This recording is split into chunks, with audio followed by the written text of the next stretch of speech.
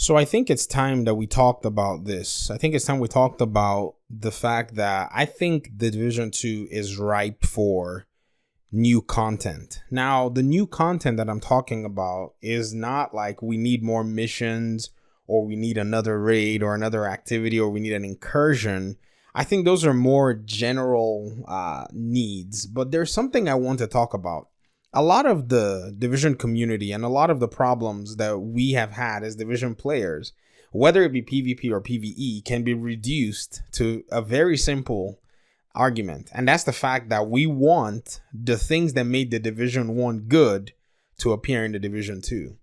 That's the entire argument. There is nothing else that the Division community wants currently than to see things that made the Division 1 fun, exciting, challenging, playable, or whatever to just show up in the Division 2. And what's really funny is it seems like the developers have a different vision to do something different that is just not resonating with the Division 1 community.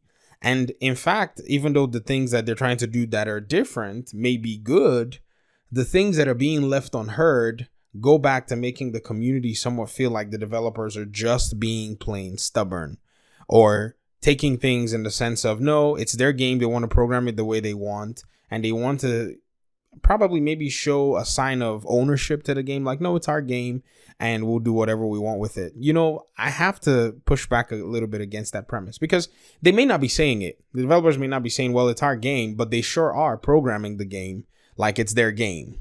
And the irony is it's not their game. It's our game. And I'll explain. You see, if they wanted to make the game for themselves, they would have kept it in the studio and everybody in the studio would have been playing it. All 400 and something massive employees, they would have been playing the Division 2 because it was their game. But they released the game to an audience and a community that have adopted the game, who helped in the process of refining the first game. And the game is ours. We are the people who I think Massive is going to try to market another game to. So, as crazy as it sounds, they're working for us. And I'm not saying this in a derogatory way. I'm an employer somewhere else, so I work for somebody else. So what that means is the person's mandate, the person's desires, the person's goals, I want to see to them.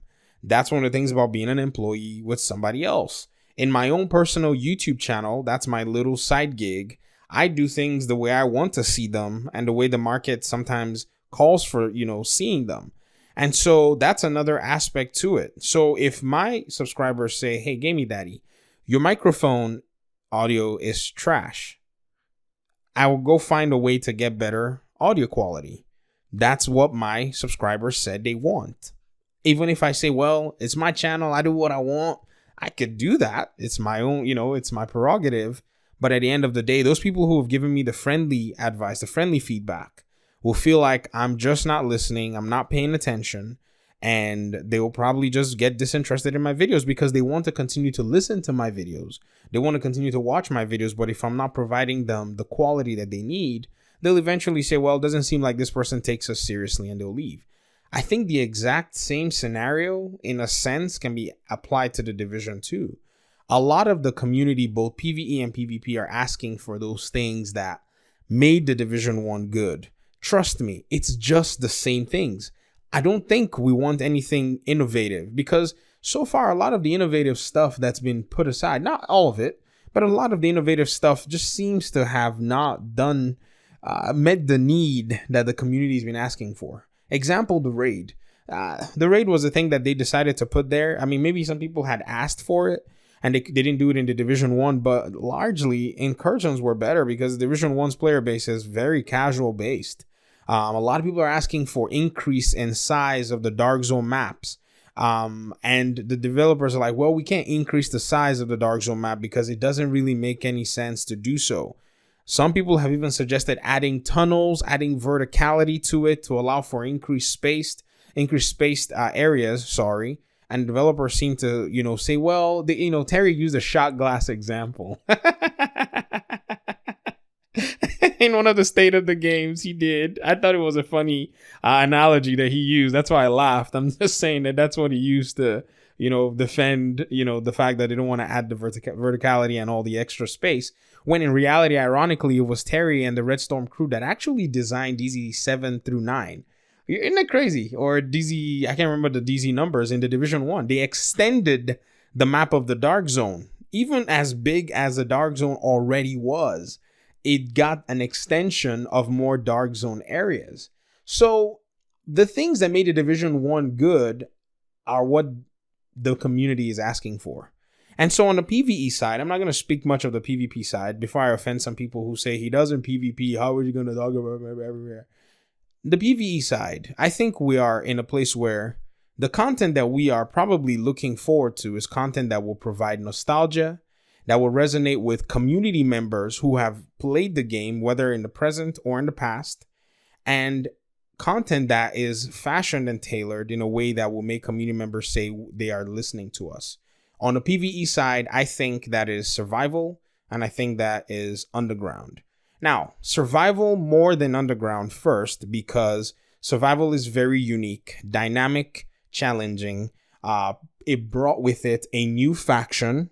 And so the survival in DC may not have hunters. It may be the opportunity for them to introduce a new faction, to introduce some freshness into the game. You know what I mean? If you understand what I mean. And so that's exactly where it is. Now, underground can still play that role. Don't get me wrong. There's an underground system, in the map in DC. There's just a few things, but they can go back and do stuff like they did in Division 1 where it was procedurally generated.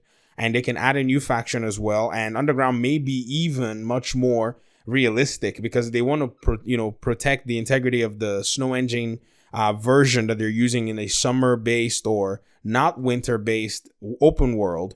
An underground seems to probably work, and they can add a new faction that you can probably only encounter who are running the undergrounds of the DC, who are a secret faction in Washington, DC. They've been watching from the dark and lurking around, and you've probably met some of them. In fact, one of the developers alluded to a secret underground boss currently in the game that nobody has found yet. I don't know if anybody even heard him in the last state of the game. No one has found a particular secret underground boss. So this could be the opportunity for them to open up the story a lot more and provide the content that resonates is the word, with the community, both old and new. And I think the developers just have a wonderful opportunity because like they, kind of put out the development stance and the deliberate decisions to make the game the way they wanted to make the game. It just seems like the community is just getting more and more tired of having to give a lot of this advice, and a lot of it is not being taken. Now, I'm not complaining. I'm just saying that the new content that needs to be added, which is the next step, it's a natural next step, because Title Update 6 has achieved, in my opinion, what I think he set out to achieve, which is unlock the loot. I know a lot of people in PvP are saying that the meta has changed and all this stuff.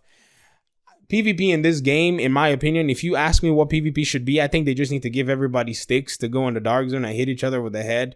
Because at this point, man, it just seems like you will never be able to balance the PvP game if you try to balance it with PvE. You have to make it separate. But if the developers who purposefully don't want to listen to that side of the argument won't do it, then PvP will never receive the satisfaction in terms of weapon balancing and gameplay. That's just the reality. I mean, they've been trying to balance PvP in the Division for what now? 4 years of game time, and still hasn't happened. But yet they refuse to balance the game separate from, PvE, which is another argument that on another request that a lot of the community has made, and the developers have still not decided to do so. So, I think this is where the problem is still going to be. This is where we're still going to have the irregularities and the dissatisfaction in the game. Now, yes, even if they did everything, they will probably not satisfy everyone. I'm not saying that this is going to solve all the problems in the world, or this is going to make the Division automatically become one of the best games that you can find right now. No, but I'm saying largely the game belongs to the community. It really does. I mean, I understand developers, it's your work, it's your pride, you've put in the time, you've put in the effort. This thing is like your baby. But at the end of the day, you're making it for other people, because if they, like I said in the beginning of this video, if Massive wanted the game to be theirs, then they'll be playing it by themselves in their studio. At the end of the day, they are working to create a community and to serve a community which is not a bad thing entirely. But at the same time, listening to that community is going to be very beneficial for them on the long run. I can understand. It's two different things, and I see the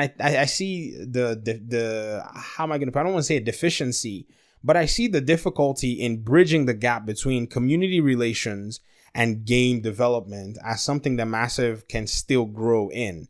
As much as they like to try to, interact with the community and, do things and try to get the community involved in the whole process, I feel like they can still learn a lot on how to do that. And largely, a lot of the community doesn't understand what game development is about. They don't understand the cycle, but it's not like the community is asking for anything that is way out there. What's ironic is the community is asking for things that the development team is well acquainted with.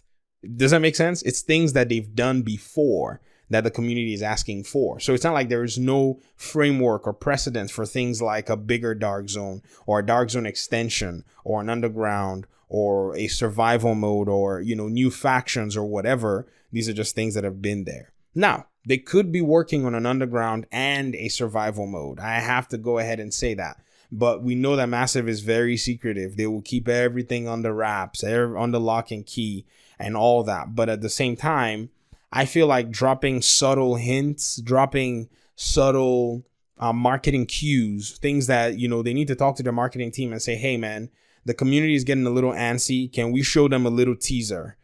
Just a teaser. Teaser can go any direction, and the community is just sitting there looking at a 5-second teaser, going like, what does that mean? And people theorizing about those things. I think that's something that'll work. Somebody needs to. I don't know what to say anymore. There's just so many ways to do fun marketing and to do fun community engagement that doesn't have to be sitting and talking about all the technical details of everything. And while I appreciate the developer interviews, I do appreciate them. I enjoy that. Enjoy listening to the developers. It's nice to hear people's stories. I know a lot of gamers are always about the gaming business and stuff, but some guys, just want to sit down and actually listen to the banter sometimes. Like me, I'm okay with listening to the banter once in a while, but largely I feel like the game can be more fun.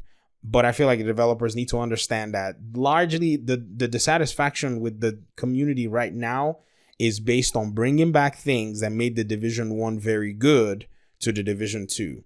The moment they actually start doing that, and they don't have to do all of it in one day, they just have to start putting it there and implementing it and saying it and actually putting the headline saying, you asked, we delivered. You asked, we delivered. You asked, we delivered. Trust me, people are going to respond to that in a very positive way. There's nothing that, it's a live service game. This is what it comes with.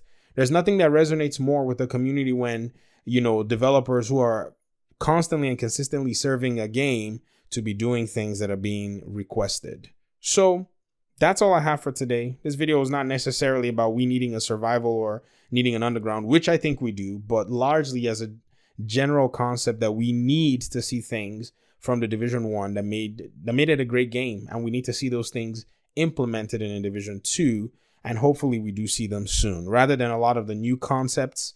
They can take cues from games like Call of Duty that's done the same thing for 13 years and still sells like hotcakes. So why they want to redo or revamp or reorient everything else, it really does surprise me. I don't know what else to say to that. So I guess I'll get out of your hair. Appreciate you guys for listening and even watching this video. And I guess I'll see you in the next one. Peace.